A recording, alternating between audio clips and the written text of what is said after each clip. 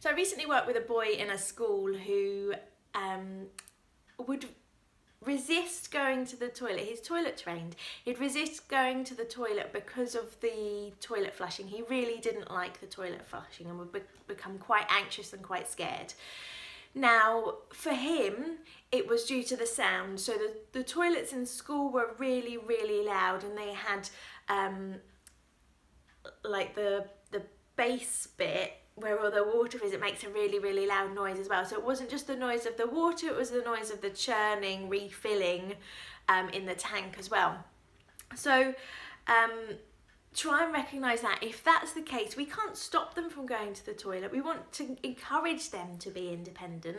So we need to try and find a way to support that. But for some other children, it might not be relating to the sound. It might be relating to the smell in the bathroom. It might be relating to the visual. So when the toilet flushes, there's lots and lots of water which is moving really quickly. And some children might really, really love that, and you might find that they constantly flush the toilet.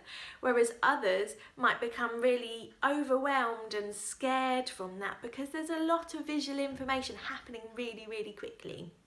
So we need to identify personal needs.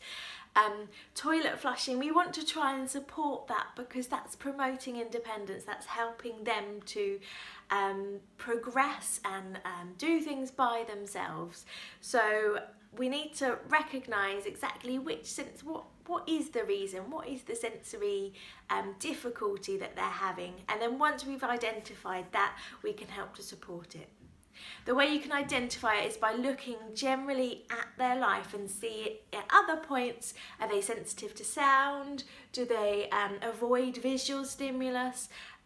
Is it the smell? Is it the smell just of the environment?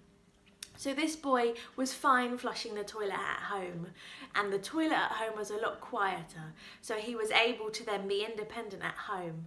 So then the frustration came with the fact that he wasn't going to the toilet at school, and we need to try and generalise, we need to try and teach that in all environments we can go into different toilets and it's exactly the same procedure for us to follow.